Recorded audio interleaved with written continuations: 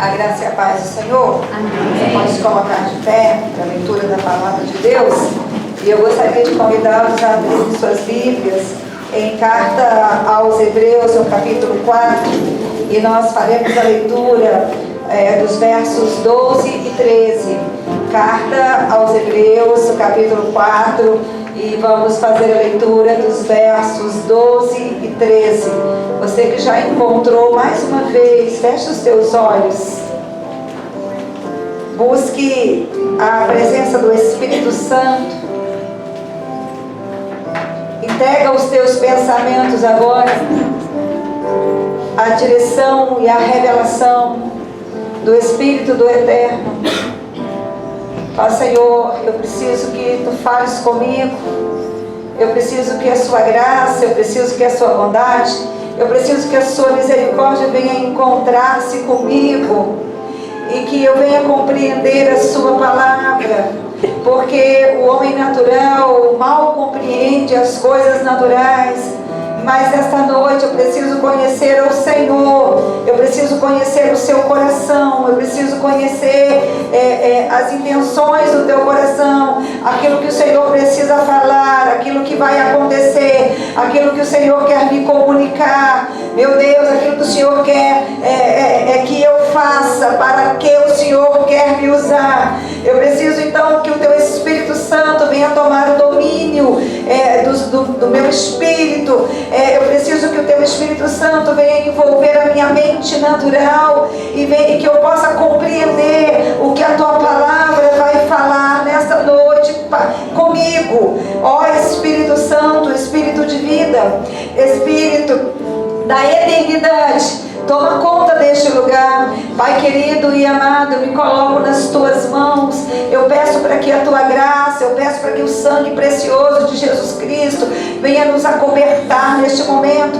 Eu venho te pedir que o Senhor venha enviar os teus anjos poderosos, meu Deus, para nos auxiliar neste momento, que nós sabemos que é um momento de batalha. Nós não vemos com os nossos olhos naturais, mas elas acontecem dentro da mente, elas acontecem dentro do coração, elas acontecem, meu Deus, dentro da alma humana. E nós precisamos, meu Deus, que a tua palavra ela saia vitoriosa em nós, para que nós possamos, meu Deus, cumprir aquilo para o qual o Senhor nos designou nesta existência. Nós te pedimos, meu Deus, que o Senhor vai visitando-nos agora, desde a eternidade, porque o Senhor tem uma escrita lá no céu ao nosso respeito. Antes que nós fôssemos terminados de ser gerados no ventre da mãe, antes, meu Deus, que fizéssemos coisa alguma, o Senhor escreveu algo a nosso respeito, ao propósito seu para nós. E nós queremos te pedir que nesta noite nós venhamos tomar conhecimento do teu propósito, meu Deus, porque nós não queremos viver uma vida diferente daquilo que o Senhor nos destinou a viver. Nós travamos, meu Deus, por fé esta batalha agora, e nós cremos no auxílio do teu Espírito. Nós cremos na tua presença bendita, nós cremos na presença dos teus anjos, nós cremos, meu Deus, no poder e no seu amor em nos revelar a sua palavra. Se faça presente, meu Deus, de forma sobrenatural, para que a tua vontade seja feita na terra, assim como ela é feita no céu, para a glória do teu nome, em nome de Jesus Cristo. Carta aos Hebreus, no capítulo 4, os versos 12 e 13, diz assim: pois a palavra de Deus é viva e eficaz, é mais afiada do que qualquer espada de dois gumes. Ela penetra ao ponto de dividir a alma e o espírito, juntas e medulas, e julga os pensamentos e intenções do coração.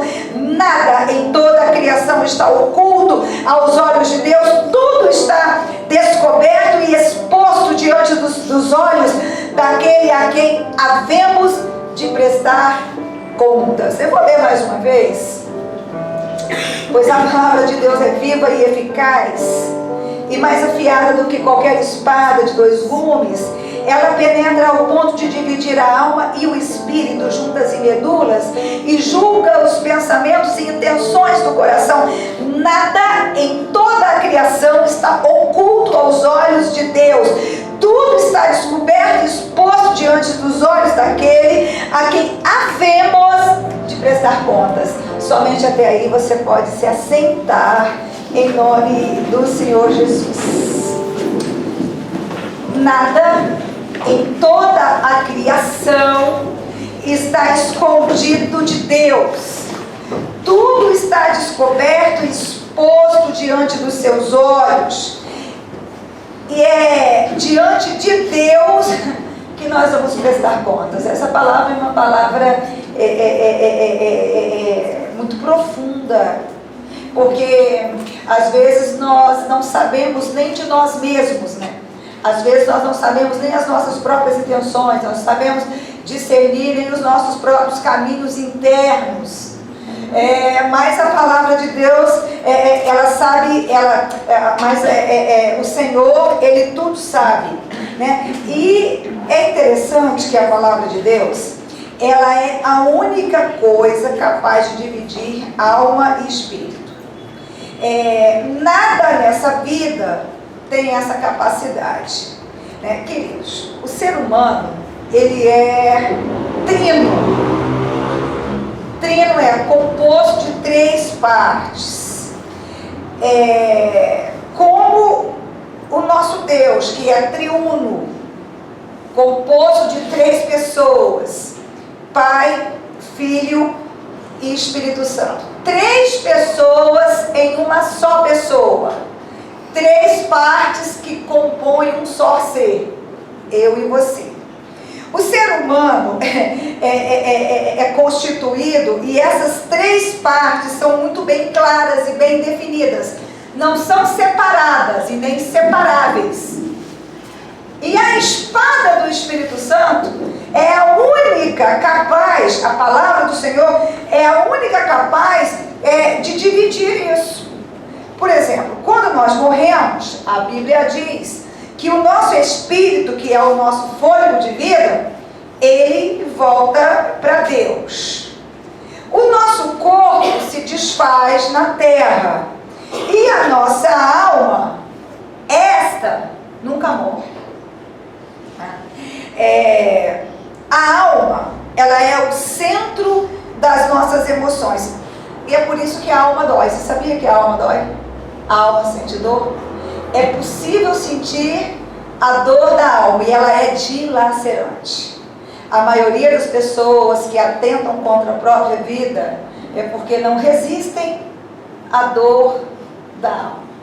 E tem pessoas que passam a existência toda marcada pela dor da alma. Nunca consegue ter uma alegria plena. E é a dor da alma também a responsável pelos desequilíbrios, né? Nós vivemos numa época em que a dor da alma está muito latente, né? Hoje a gente fala de muitas patologias que são advindas da dor da alma. O ser humano, ele não dá conta, né? Das patologias da mente, a loucura, né? A psicose é a mais severa delas, né? E é interessante o que a medicina fala a respeito da loucura, porque a loucura para a medicina é a divisão da alma. A alma, ela se divide em 2 partes por causa de uma dor. Às vezes até antes de nascer, né? A pessoa não dá conta daquela dor e a alma se divide. Chama-se de foraclusão, né? É o que o psiquiatra, o psicólogo mais tem: achar uma ruptura na alma de alguém, porque aí para tratar, para a medicina é impossível. Para o Senhor nós temos visto muitas vitórias nessa área, para a glória do nome do Senhor. É interessante que a respeito da dor da alma, Davi, orientado pelo seu espírito, pelo que ele tinha no seu espírito, ele mesmo conversou com a alma dele. É interessante isso. Está lá no Salmo de número 42, o verso 5. Ele diz assim: por que estás abatida, ó minha alma? Por que te perturbas em mim? Espera em Deus, pois ainda o louvarei pela salvação da sua face. A minha alma é o que eu tenho. Faz parte das emoções e sentimentos. e tem a ver com a minha natureza humana. O que é de Deus, né, está ligado a Deus e está em mim, provém do meu espírito e não da minha alma. A palavra de Deus, ela divide a alma e o espírito. Ela deixa bem claro o que é meu e o que é de Deus, o que é da natureza humana e o que é coisa do espírito. Então, quem não tem o conhecimento da palavra de Deus não consegue distinguir essas duas realidades presentes em si mesmo. Só a palavra de Deus divide. Dividir é te fazer entender. Quando a Bíblia diz assim, a palavra de Deus é a única capaz de dividir alma e espírito, juntas e medulas, né? Pensamentos e intenções do coração, está dizendo que pela palavra eu sou capaz de localizar em mim o que vem de Deus, o que é da vontade de Deus, o que agrada a Deus e o que vem de mim, o que é da minha natureza, o que é da minha própria vontade. Só a palavra de Deus pode trazer à luz sentimentos e desejos mais profundos, né? O que pensamos e sentimos. A palavra penetra com uma profundidade que nada na face da terra consegue fazer isso, né?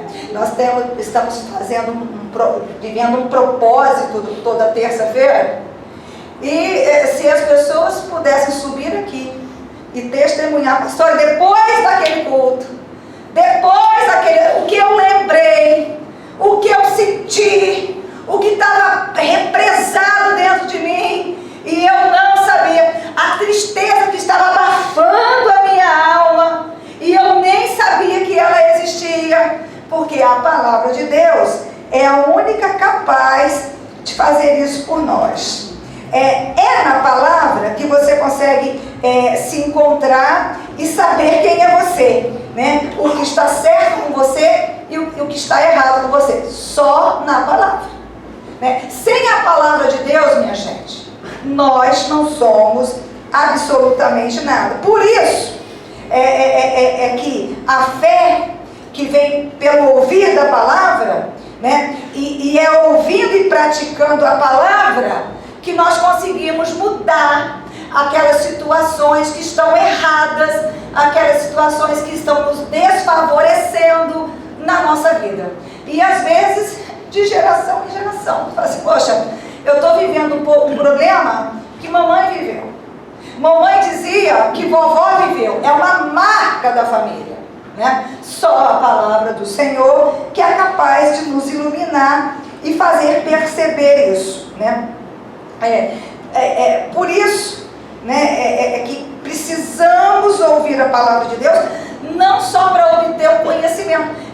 Eu estou sempre dizendo isso, nós temos que ler a palavra de Deus de várias formas. Você lê a palavra de Deus para obter conhecimento, você lê a palavra de Deus para meditar, mas você lê a palavra de Deus também para ter fé, né? A fé é quando os princípios ficam claros dentro de você, as direções, o que fazer diante de cada momento da vida, diante de cada circunstância, que de acordo com a vontade de Deus, isso é fé em prática.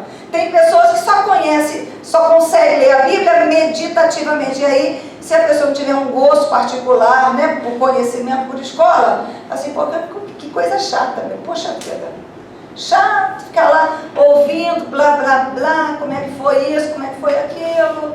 Mas a palavra de Deus, ela tem o poder de fazer você ter um discernimento claro.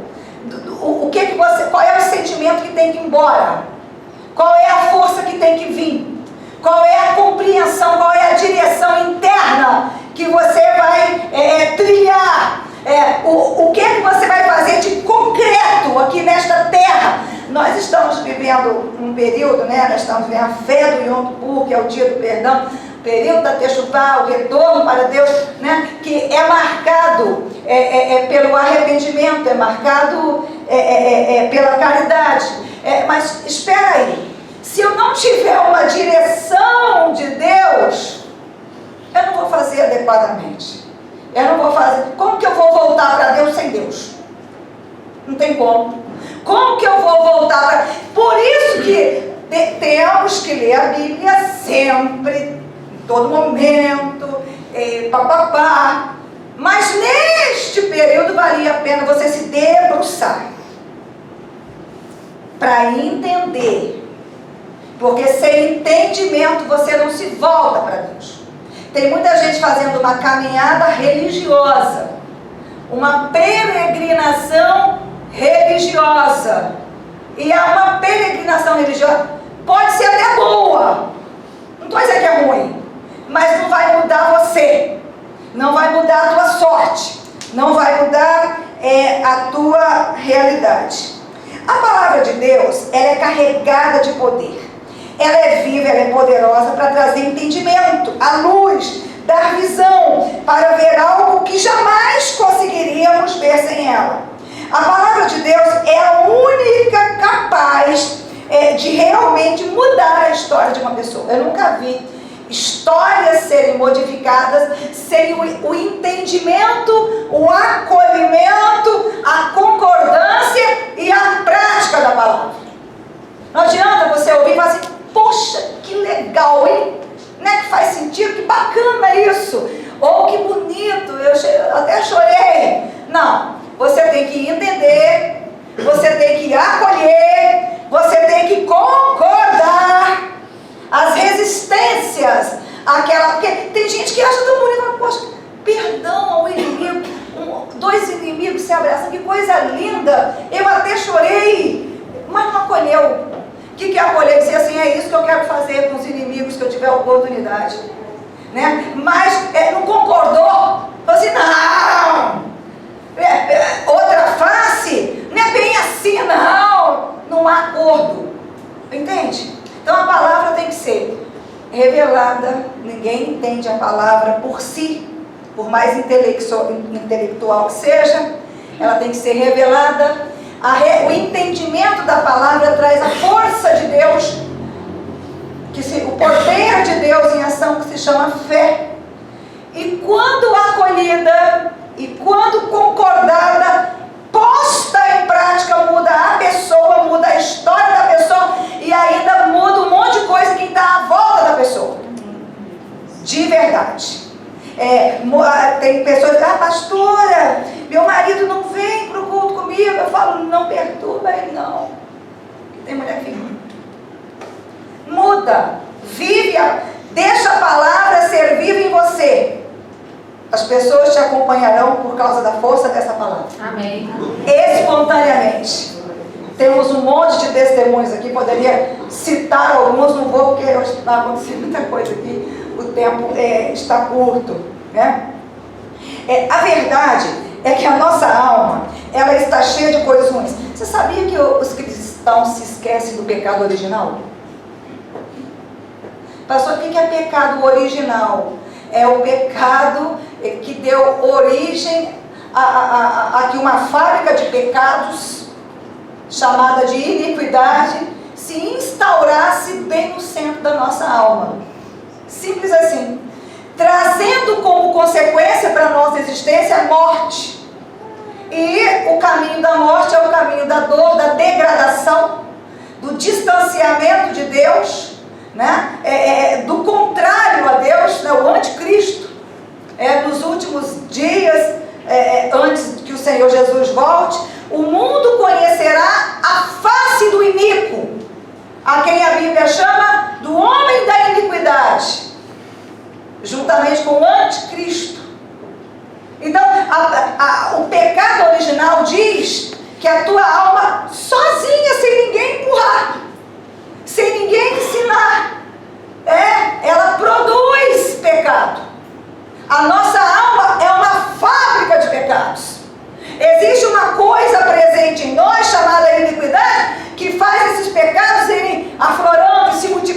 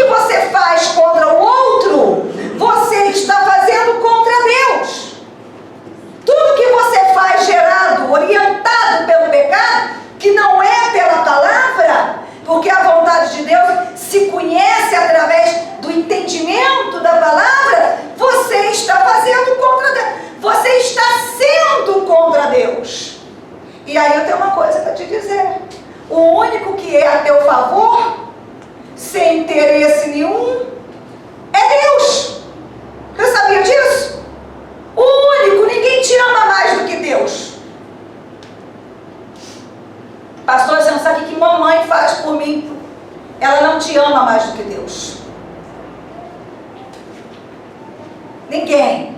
Você não sabe a experiência romântica? Ele não te ama mais do que Deus, nem ela. Nós temos o meu filho, ele é inocente, ele tem 2 aninhos. Ele fala que ele me ama, pastora. Ele não te ama mais do que Deus. Né? Então, é como se existe uma programação para o mal, agindo dentro da nossa alma. Né?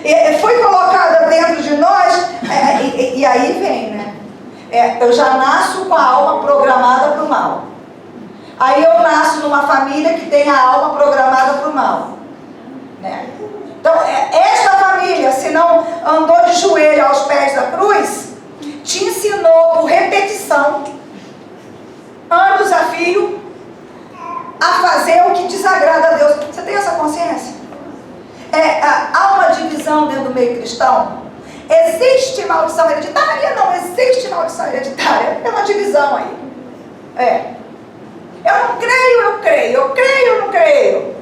Então, se você não acredita que existe uma sentença que segue a tua geração, que essas repetições é coincidência, agora tem uma coisa que não tem como você não reconhecer. É o mal que você aprende porque você foi educado por pessoas que não andaram de joelhos diante da palavra de Deus. É a maldição vinda pela cultura. Entende isso? Isso aí não tem conversa. Não tem ponto para você divergir. Você não foi criado por anjos que não se corromperam. Você não cresceu no jardim do céu. Você cresceu numa família ruim, programada para o mal, que faz um monte de coisa errada aos olhos de Deus, e todo o tempo da tua infância, adolescência, até o dia de hoje, te ensinaram com palavras e com exemplos a fazer e permitiram você fazer. Às vezes também não ensinou, mas permitiu. Não fez você entrar dentro do seu espaço. Não disse assim, filho, isso é contra a palavra de Deus. Você não pode falar isso. Você não pode fazer isso. Você está criando um problema com Deus. Você está criando um problema comigo. Não foi criado. Talvez até te perturbou. Não faz isso fazendo. Não faz isso fazendo.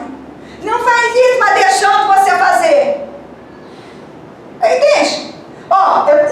Existe uma programação natural que você nasce com ela. E existe o que você absorveu por repetição, né? Porque nós somos um espírito desde o ventre. E aí, outra briga, né? Hoje eu acho que se tiver conteste dentro do campo da medicina, a criança no ventre não sente. Essa coisa é longa. Hoje a ciência já prova. O médico pergunta, como é que foi a gestação da sua mãe? Para saber o que você tem. Entende? A ciência não contesta mais isso. Por quê? Porque você é um espírito. Então você sente. Entende? O Salmo 139 diz assim: os teus olhos viram o meu corpo ainda informe. E no teu livro todas essas coisas foram escritas, as quais em continuação foram formadas, quando nem ainda uma delas havia. Entendeu isso? Vou ler de novo. Os teus olhos viram o meu corpo ainda informe, ou seja, não tinha sido acabado de ser formado ainda no ventre da mãe. E no teu livro todas essas coisas foram escritas, as quais em continuação foram formadas, quando nem ainda uma delas havia. E Jeremias 1,5 diz assim: antes que te formasse no ventre, eu te conheci. E antes que saísses da madre, eu te santifiquei. As nações, eu te dei como profeta. Cada casa, queridos, tem um espírito. Cada família tem um espírito. E aquele espírito se manifesta na vida da pessoa. E é só através da palavra de Deus que nós conseguimos entender o que nos prende, o que nos amarra, né?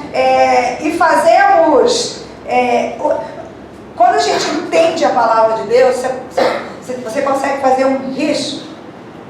Dizer assim, ó, entendi, hein? Isso aqui então, aprendi com a minha família. Isso aqui, ó, esse é o espírito que me amarra. É isso aqui que está me prendendo. É por isso que a minha vida não dá certo. Eu tenho sentimentos que é contra Deus. Eu tenho pensamentos, eu tenho desejos. E eu dou luz a esses desejos. Eu coloco eles em prática. Eu já sei agora. Agora eu vou fazer um risco, como se você estivesse fazendo uma divisão no seu próprio destino. Até hoje eu não conhecia o Senhor, e nem a palavra do Senhor, e nem o que a palavra de Deus me mostra a respeito de mim mesmo. Agora eu conheço, vou fazer esse risco aqui, ó, e de hoje em diante eu vou mudar a programação, e eu vou usar as armas que a palavra de Deus me deu, eu vou usar a minha fé, eu não vou mais viver pelos meus sentimentos e pensamentos, porque isso é meu, isso é fortalecido pela minha família. Eu hoje quero viver pela minha fé, aquilo que Deus me mostra, me revela, que a palavra diz que é certo. Eu vou revolucionar a minha história. A palavra de Deus nos dá esta possibilidade, só ela dá. Né? Você não conseguirá ir a lugar nenhum, não conseguirá transformar a sua vida se você não transformar a sua mente. Tem que acontecer uma renovação mental. O que é uma renovação mental? A alma recebendo o comando que vem do Espírito. Isso é que é renovação mental. Falar, eu por mim, porque eu sou assim, pastora. Já quebrei a cara, mas aqui ó, eu faço tudo de novo. A gente é assim ou não? Aqui já deu tudo errado, hein? Daqui eu vou lá, eu vou. Posso viver, eu posso morrer. A programação da alma aí, ó. Aí você fala, não, isso é estúpido. Já fiz uma vez, e aqui, quebrar a cara não inibe todo mundo. Tem uns que se encolhem um pouquinho, mas vai pedir isso, meu Deus, que doeu, não vou fazer mais não. Tem gente que vai lá aí. Sabe que vai dar errado, que vai doer de novo. Vai perder, que nem conta dará. Mas é tão almático. 100% alma. Fala aqui, ó, 100% eu no comando. É meu temperamento. É porque as pessoas, crente, tudo relaxado. Começa e não termina. Não, vai ser que você é sanguíneo. Tudo precipitado, abre a boca, fala um monte de asneira. Não, porque que sanguíneo. Pode ser o que você é, o que for, colérico, fleumático. Você tem que ter um controle do espírito. E o espírito controla o fleumático. Faz ele dar uma cordinha a mais quando precisa. Ele controla o sanguíneo, faz baixar a bolinha, a zureinha. O controle do espírito. O único responsável por você ser o que é, não é teu pai, não é tua casa, não é nada não, é você mesmo, que não quer se educar pela palavra de Deus, que não quer mudar a tua mente pela revelação da palavra do Senhor. E Paulo fala lá em carta aos Romanos 12, no verso 2, e não sede conformados com este mundo, mas sede transformados pela renovação do vosso entendimento, para que experimenteis qual seja a boa, agradável e perfeita vontade de Deus. Aleluia. Entendeu isso ou não? Se você não transformar a tua mente pelo conhecimento da palavra do Senhor, você não vai mudar nada em você, e você não vai mudar nada fora de você. Ponto. Pastora, e o que passa disso? Perspectivas. Esperanças vãs. Mais nada. Deus tem uma vontade, e essa vontade ela é boa, perfeita e agradável a nosso respeito. Você acredita nisso? Fala comigo, Deus tem uma vontade. Deus tem uma vontade. E ela é boa. E ela é boa. Ela é agradável. Ela é agradável. E ela é perfeita. Ela é perfeita. Ao meu respeito. Ao meu respeito. Queridos, Deus não criou ninguém com o propósito de ser uma derrota. Você consegue? Acredita nisso. Deus não criou ninguém para ser um fracassado, né? Deus só criou, Ele nos destinou a vitória. Amém. A respeito de nós, como é que o apóstolo Paulo nos define? Mais que vencedores. Então, isso não exclui ninguém, nem você, nem eu. Entendi? Ninguém está excluído disso, né? Agora, independente das guerras que nós vivemos, nós temos condição de viver uma vida gloriosa. Mas o que eu tenho que fazer? Travar uma guerra contra eu mesmo. Tem gente que quer vencer o marido, quer vencer a esposa, quer vencer o presidente da república, quer vencer não sei quem. Vence você. Não adianta, né? Abraão, ele conseguiu renovar a mente, ele tinha 75 anos. Que tem gente que fala assim, uma pastora, passou dos 30, dificulta muito mudar velho, mais difícil. Porém, Abraão, ele tinha 75. Né? Por que ele conseguiu mudar com 75? Porque ele começou a se relacionar com Deus. Quando Deus mudou o nome de Abrão para Abraão, para trabalhar na vida dele, primeiro Deus mudou a visão do Abraão. Fez para ele uma promessa que, ao acreditar, ele teve que se ver, ao invés de se ver sem filhos biológicos, ele teve que ver uma multidão de nações que nasceriam dele. Mas antes dessas nações existirem com efeito, né, concreto, fisicamente, elas tiveram que existir dentro dele, dentro da mente dele. Então, o Abraão, e aí Deus, para isso, troca o nome dele, troca o nome da esposa dele, porque eles trocaram de visão de vida. Então, se você trocar de visão de vida, Deus também vai trocar teu nome. Ele vai te dar um nome compatível com a vida que você vai ter. E isso é uma realidade, né? E nós temos que ter a capacidade de aprender e de desaprender, se quisermos ter uma vida grandiosa. Porque você sabe que muitas das vezes o que nos atrapalha a aprender nunca é o que a gente não sabe. O que nos atrapalha de aprender é o que a gente sabe errado. Pode ver, a pessoa vem lá do mundão, sabe nada, rapidinho ela rompe. Aí a pessoa vem da fé cristã, com um monte de coisa errada na cabeça, um monte de doutrina errada, apegada a um monte de... Você não consegue. Aí o que atrapalha ela? É que ela não sabe? Não, é o que ela sabe, né? Deus fez o mesmo com Jacó, né? Ele foi batizado com o nome de enganador, porque Jacó quer dizer usurpador, enganador, né? E viveu com essa sentença. E essa sentença foi a realidade dele durante muito tempo. Ele viveu, enganou o pai, enganou o irmão, e por aí vai. Até que um dia Deus vai lá e muda o nome do Jacó. E o Jacó, ele se transforma em uma outra pessoa. Mas primeiro ele teve que admitir quem ele era. Então assim, a palavra de Deus precisa mostrar para nós quem nós somos, para que nós possamos assumir de verdade uma outra identidade. Aí pastora, tem a ver com terapia? Sim. Eu sou bom. E todo mundo? Não, todo mundo me despreza. Todo mundo me odeia. O mundo odiou Jesus não foi por causa da bondade de Jesus. Foi por causa dos sacrifícios que eles teriam que fazer se eles admitissem que fosse ruim. Por causa dos pecados que eles teriam que deixar se eles concordassem que a palavra de Deus estava certa. E as pessoas às vezes entendem errado a palavra de Deus.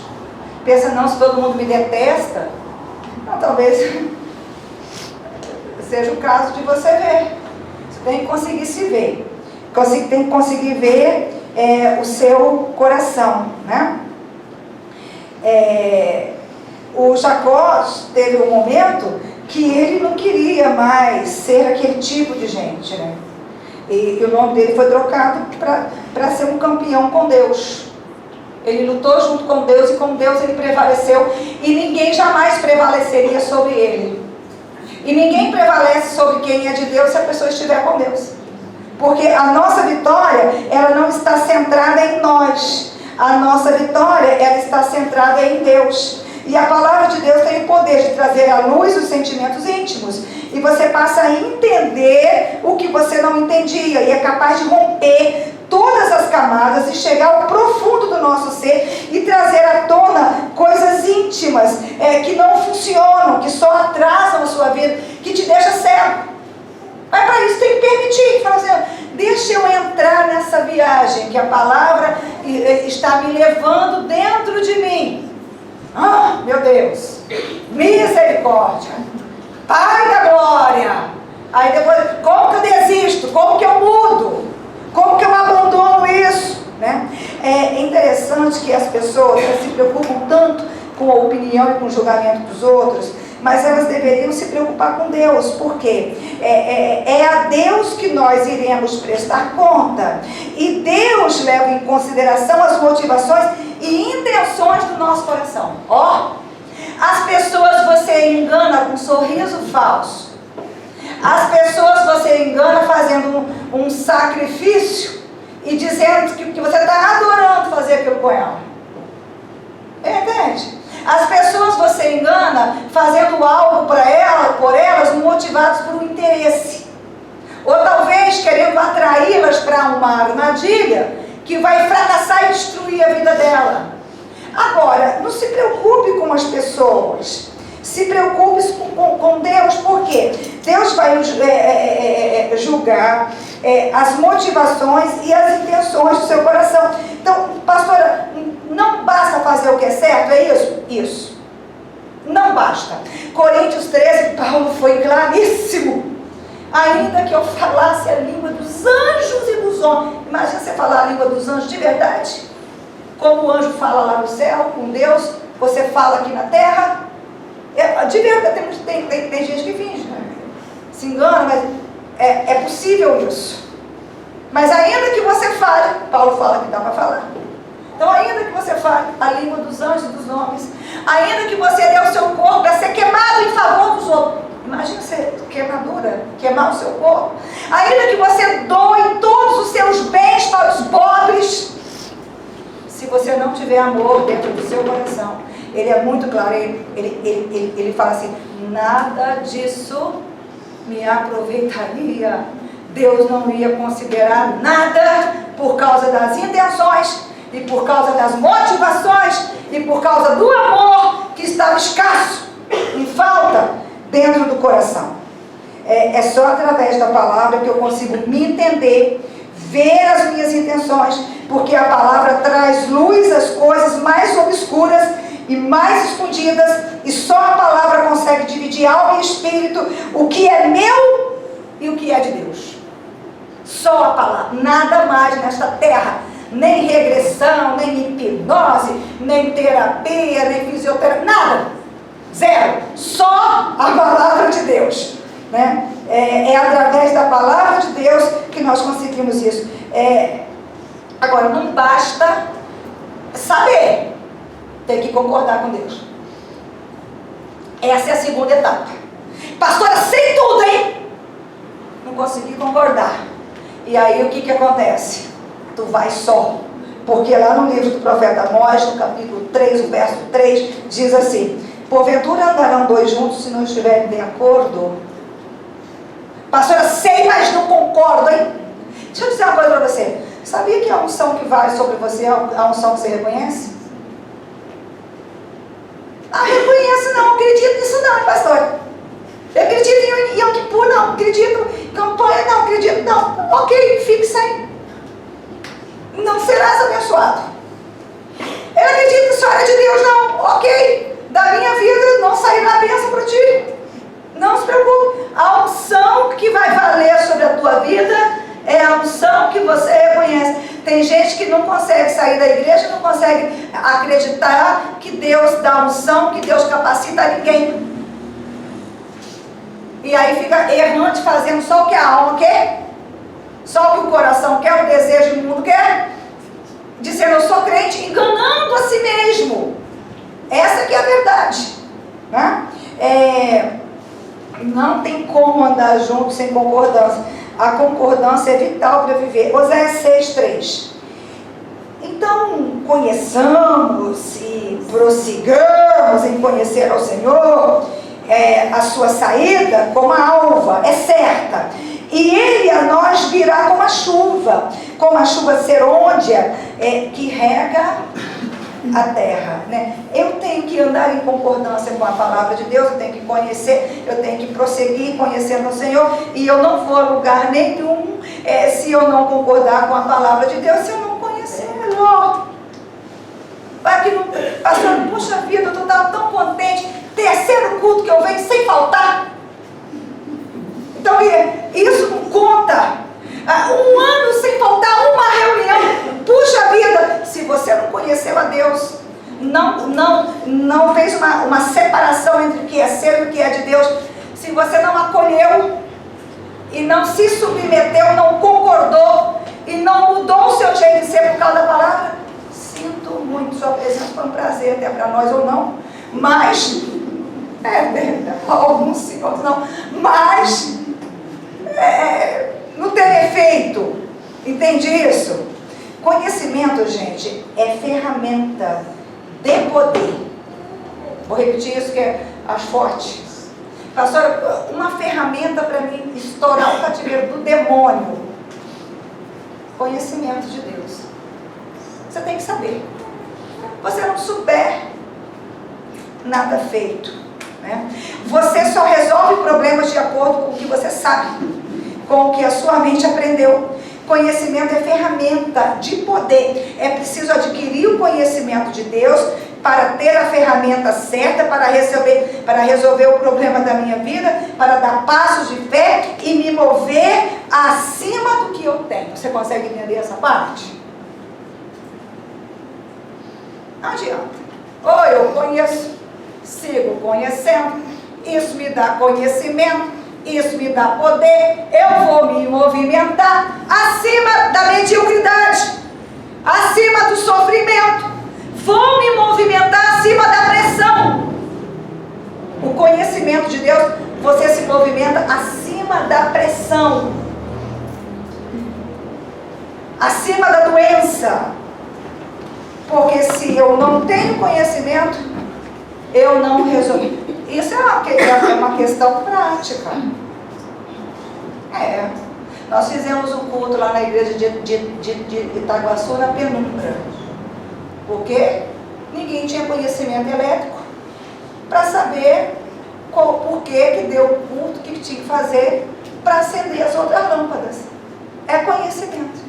Se uma pessoa não tem conhecimento, você deu o melhor ingrediente, né? Eu me lembro uma vez que eu tenho um tio que é fazendeiro, e aí mataram um boi lá, e foram cortar o boi de repente, e deram algumas carnes, né, para umas pessoas lá, os empregados lá vizinhos. E quando chegaram em casa, cadê o filé mignon? Não achavam o filé mignon.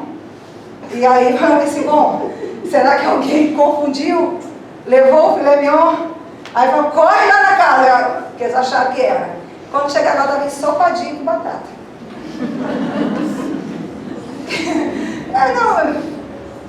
Eu ficaria muito melhor feito de outra forma, né? A costelinha ensopadinha com a batata fica melhor do que o filé mignon. Mas a pessoa que não tem conhecimento ensopa filé mignon com batata na vida. Por quê? Porque eu não tenho conhecimento. Se você não tiver o conhecimento de Deus, você não estoura os cativeiros espirituais. Se você não tiver o conhecimento de Deus, você não quebra as maldições. Se você não tiver o conhecimento de Deus, você não age fora da direção espiritual da tua família. E a palavra espiritual, ela é boa. Você sabe que até os céticos, ou os agnósticos, aqueles que até acreditam, mas não se propõem a saber sobre Deus. Eles falam sobre espiritualidade. Edgar Morin, eu gosto muito dele, um grande escritor aí, ele fala sobre a espiritualidade humana. Olha que coisa fantástica. Edgar Morin fala a respeito da espiritualidade. E o que ele chama de espiritualidade? É aquilo que uma cultura, uma nação ou a humanidade toda veio fazendo ao longo da existência terrena na Terra. Ultrapassa gerações. E sabe o que ele fala? O que a humanidade faz ao longo das gerações é mais forte do que o indivíduo humano. É um controle. Assim o cientista. Então, peraí. Se você não tiver o conhecimento de Deus, não olhar, não é para julgar teu pai. Agora eu sei porque que eu sou assim. Capturei a culpada, é mamãe, é a minha madrasta. Ei, não é isso não. É você entender o que eles fizeram, porque não tinham o conhecimento de Deus. Você não é chamado para julgar ninguém, não. Você é chamado para perdoar. Pastor, mamãe. Coitada, mamãe tem esse traço aqui. Pode procurar que ele está em você de outra forma. Minha mãe dizia assim, o cavaco não cai muito longe do pau.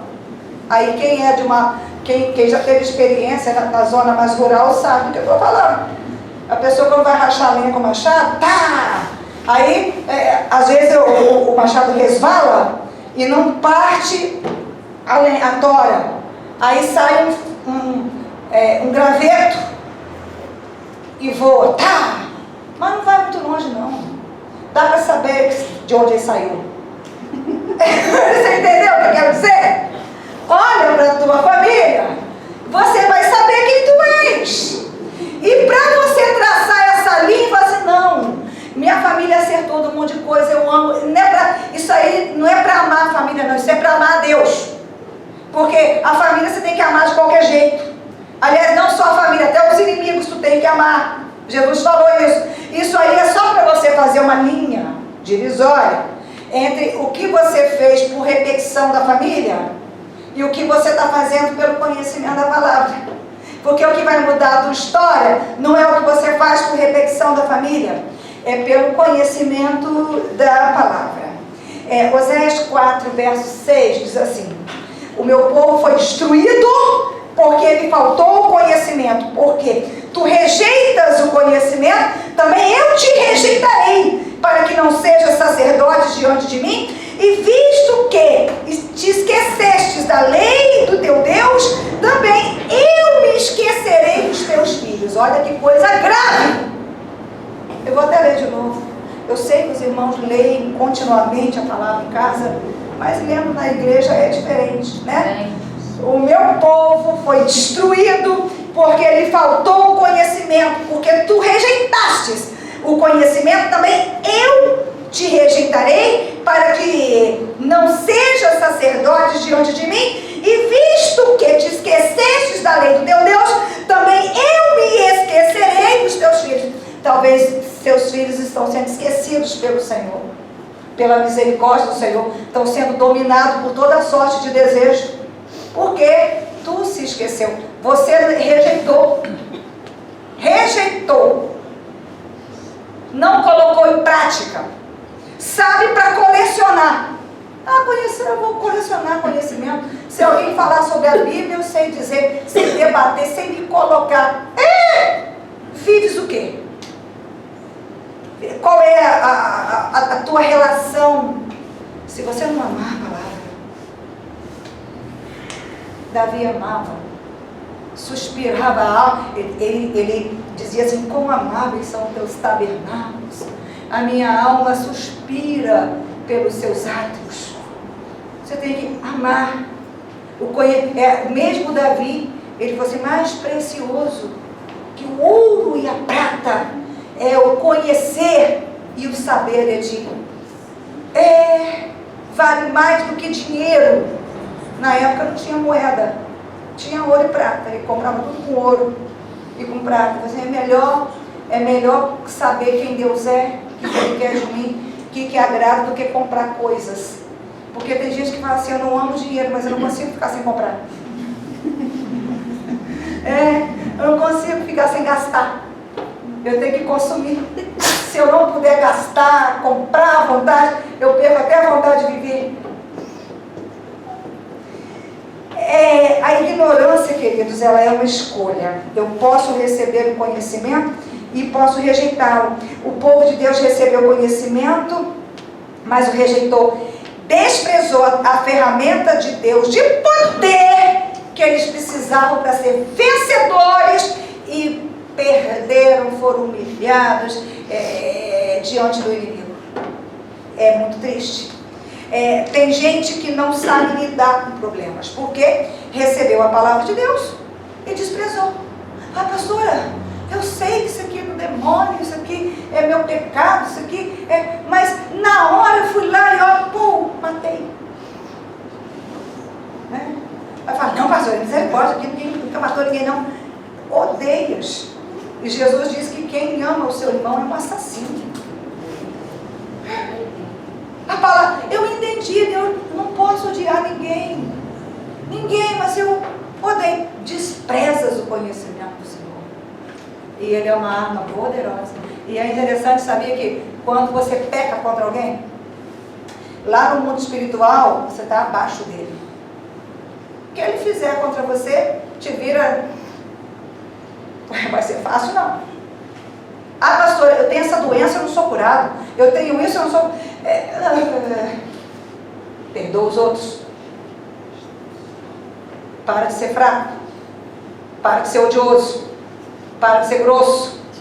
Deixa de ser estúpido. Para de desprezar as pessoas. Dentro do coração e com ações. Porque tem gente que é educada. Dentro, fala assim, olha o outro como se fosse um verminho. Mas é educado, não mostra. Oi, Senhor. Mas tem gente não, que não é tão educado. Aí demonstra. Age de qualquer maneira. Despreza total. Age sem nenhuma consideração. A palavra de Deus diz que você não pode ser assim. Você tem que agir com amor. Pastora, você não sabe, eu tenho vontade de matar, eu também. E eu trato você assim? Porque eu não gosto que Querido, é a palavra. É o conhecimento, a ferramenta que vai te dar poder para você vencer o demônio. A escola não ensina você a lidar com emoção. A maioria das famílias também não. Só a família que detém o conhecimento da palavra e vive, né? Porque o que tem de filho de crente, que odeia a igreja, detesta. Por quê? Só porque você é. Por que seu filho odeia a igreja? Aí fala assim, não, porque a igreja não tem jovem, porque a igreja não tem isso, que nada, ele odeia porque você é de lá e ele sabe o que você é dentro de casa. Lá tu é um santo, em casa um demônio. Aí fala assim, o quê? É lá que ele se fortalece para assim, esse cão, eu tô fora. Eu tô fora. Quando ele sair de lá, aí para onde ele for, eu falo assim, então eu vou para lá. Gente, essas coisas são muito sérias. Nós precisamos entender que as coisas começam e elas terminam em nós. Começa com você, a tua história começa com você e ela termina com você. Então não adianta você querer arrumar um culpado. Eu não sei qual é a tua história, nem o que é que você viveu. Eu sei que Deus mandou para a cruz o seu filho. E este filho trouxe o conhecimento concreto do amor de Deus. Ele trouxe a luz concreta para a tua vida, para a tua alma, para o teu espírito, para iluminar o teu caminho concretamente. Tu não tens desculpa. Eu que preciso de analisar as minhas escolhas, as minhas decisões, ver o que eu tolero, ver o que eu não tolero. Porque Jesus não tolerava tudo, não. Mas tolerava coisa. Talvez Jesus tolera coisas que você não tolera. Por exemplo, Jesus tolerava crianças. As crianças queriam chegar perto dele, abraçar, querer aquela algazarra. E os discípulos, não perturba. E ele tolerava, deixar e vinha as criancinhas. Porque delas é o reino dos céus. Mas Jesus não tolera o pecado. Não tolerou. Jesus não tolerou os animais defeituosos sendo comercializados na frente do templo. Fazer comércio na casa de Deus. Ele não tolerou isso também. Porque a tolerância é uma faca de dois gumes. Se eu não tiver a palavra, eu não vou tolerar o que Deus toleraria. Fala, pastora, eu não vou comer com ele não, porque ele come com a boca aberta. Aí você vai e discrimina alguém, fere uma pessoa mais simples. E Jesus comia até com a mão suja. Os discípulos nem lavavam a mão. Aí foram reclamar que seus discípulos lavaram a mão, né? Você é o que mata, é o que sai da boca. Talvez você tolera quem fala um monte de asneira, que agride o céu, movimenta o mundo espiritual contra você, e não tolera outras coisas. Entende? A gente precisa... A tolerância é uma faca de dois gumes. Não é para tolerar tudo. Agora, o que eu tenho que tolerar? Palavra. Eu tenho que ter o conhecimento da palavra para eu parar de tomar decisões por emoção e passar a tomar decisão de fé. Porque Paulo falou assim lá em Romanos 8, 5, de 5 a 9. Porque os que são segundo a carne inclinam-se para as coisas da carne, mas os que estão segundo o Espírito para as coisas do Espírito. Porque a inclinação da carne é morte, mas a inclinação do Espírito é vida e paz. Porque a inclinação da carne é morta e a inclinação do Espírito é paz. Porquanto a inclinação da carne é inimizade contra Deus, pois não é sujeita à lei de Deus, nem em verdade o pode ser. Portanto, os que são da carne não podem agradar a Deus. Vós, porém, não estáis na carne, mas no Espírito, se é que o Espírito de Deus habita em vós. Mas se alguém não tem o Espírito de Cristo, este tal não é de Cristo. Então, peraí, pastora, o que é ter o Espírito? O Espírito é uma mentalidade, é um conhecimento. E eu já falei, vou repetir de novo. É o que você pensa, que produz o que você sente e orienta o que você faz. Então não adianta mudar atitude se não mudar a mente, tem que mudar a mentalidade. Mentalidade só se muda pelo conhecimento da palavra. Você só vai saber que aquilo verdadeiramente desagrada a Deus se conhecer a palavra de Deus. Precisamos da fé para perdoar. Ponto. Pastor, eu não perdoo. Nesta área não estás na fé.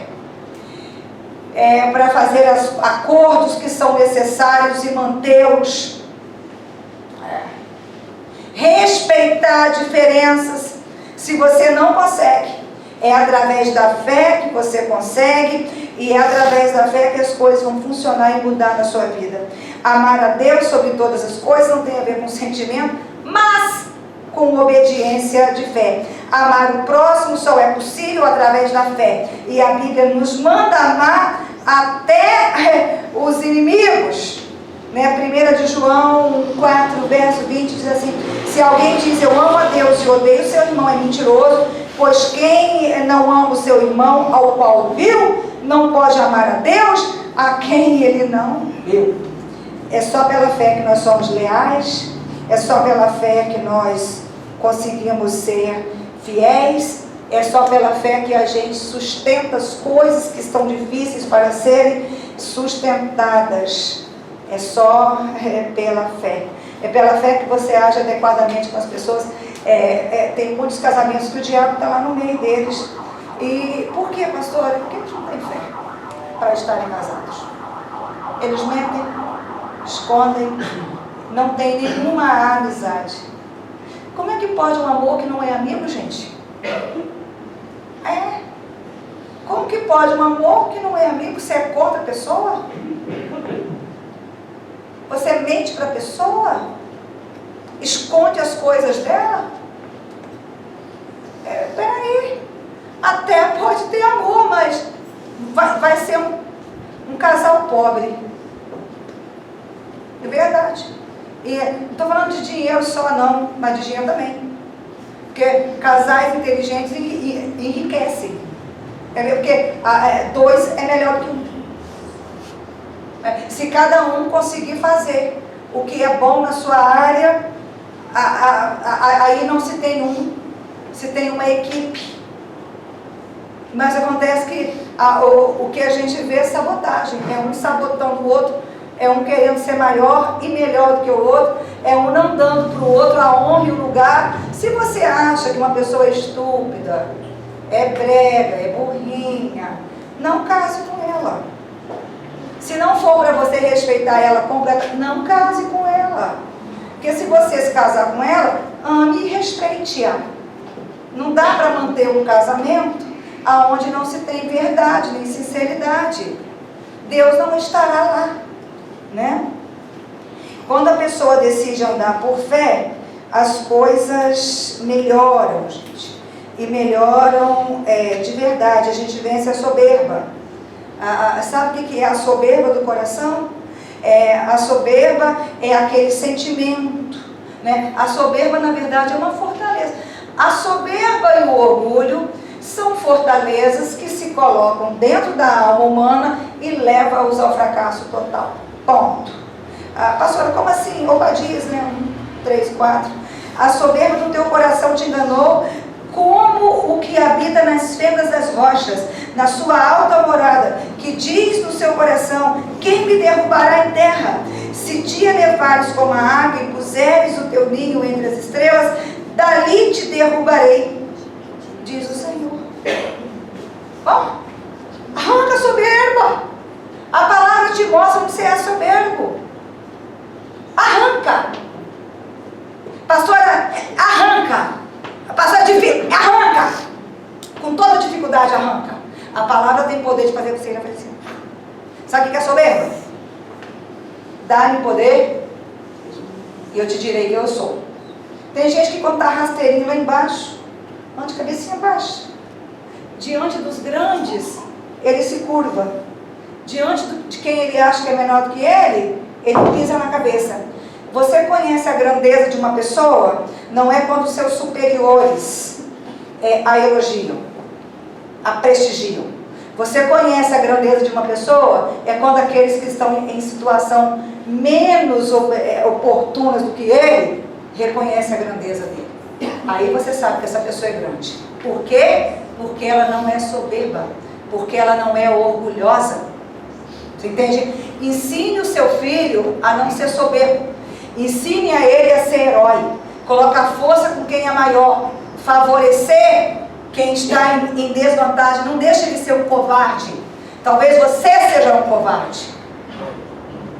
Você seja um covarde. Nunca deixe o seu filho. E isso a gente vai lá na escolinha.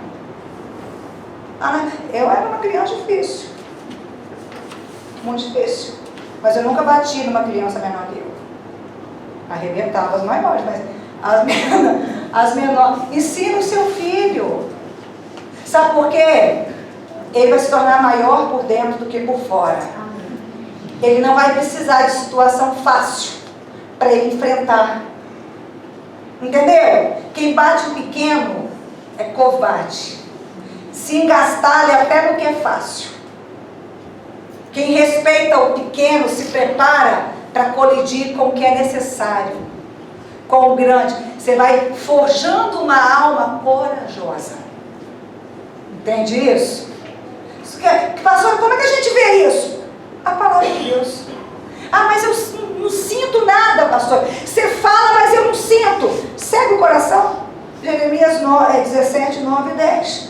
Enganoso é o coração mais do que todas as coisas e perverso. Quem o conhecerá? Eu, Senhor, esquadrinho o coração e provo os rins. E isto para dar a cada um segundo os seus caminhos e segundo o fruto das suas ações. Olha que coisa grave. O Senhor sonda o coração, Deus diz. Ele sabe qual é a sua intenção e Ele só vai te dar o que está dentro de você. O Senhor só vai te dar. Então deixa a palavra gerar coisa boa dentro de você. Toma uma decisão hoje. Rompe com a covardia, com a soberba, com o orgulho. Rompe de verdade. Fala assim, Senhor, de hoje em diante se Deus te favorecer amanhã, entre aqui do mesmo jeito. Se você tiver a pele de Ferrari, seja a mesma pessoa. Isso vai mostrar que você não se estriba na soberba, você não se estriba no orgulho, você não confia em carros, você não depende de cavalos, você escolheu confiar no braço do Senhor. Amém. E o orgulho faz muita gente andar em derrota e em fracasso. E a primeira carta de João 3, 7, 10 diz assim: filhinhos, ninguém vos engane. Quem pratica a justiça é justo, assim como ele é justo. Quem comete o pecado é do diabo, porque o diabo peca desde o princípio. Para isto o Filho de Deus se manifestou, para desfazer as obras do diabo. Qualquer que é nascido de Deus não comete pecado, porque a sua semente permanece nele, e não pode pecar, porque é nascido de Deus. Nisto são manifestos os filhos de Deus e os filhos do diabo. Qualquer que não pratica a justiça e não ama o seu irmão não é de Deus. Fala, poxa, pastora, eu queria uma palavra forte, que dissesse que eu vou vencer, que eu vou romper. Eis a palavra forte. Pratica ela e você vai vencer, e você vai romper. Gálatas 5, 16 ao 26 diz assim: digo, porém, andai em espírito e não cumpris as concupiscências da carne, porque a carne cobiça contra o espírito e o espírito contra a carne, e esses se opõem um ao outro, para que não façais o que quereis. Mas se sois guiados pelo espírito, não estáis debaixo da lei, porque as obras da carne são manifestas, as quais são adultério, fornicação, impureza, lascívia, idolatria, feitiçaria, inimizade, porfias, emulações, iras, pelejas, dissensões e heresias, invejas, homicídios, bebedices, glutonarias e coisas semelhantes a estas, acerca das quais vos declaro, como já antes vos disse, que os que cometem tais coisas não herdarão o reino de Deus. Mas o fruto do Espírito é amor, gozo, paz, longanimidade, benignidade, bondade, fé, mansidão, temperança. Contra essas coisas não há lei. E os que são de Cristo crucifiquem a carne com as suas paixões e as concupiscências. Se vivemos em Espírito, andamos também em Espírito. Não sejamos cobiçosos de vanglórias, irritando-nos uns aos outros. Então a gente precisa se colocar na dependência do Senhor, deixar com que a palavra mostre para nós o que é que o Senhor quer conosco, denuncia para nós o que nós assimilamos, amamos e fazemos, e a palavra do Senhor não aprova, e saiamos deste lugar de impotência para um lugar de poder e vençamos o diabo, que para isso ele nos predestinou, porque a palavra diz que as portas do inferno não prevalecerão contra a igreja do Senhor. Então nós vamos prevalecer, você vai prevalecer, e a ferramenta que te faz vencer todas as coisas é o conhecimento da palavra do Senhor.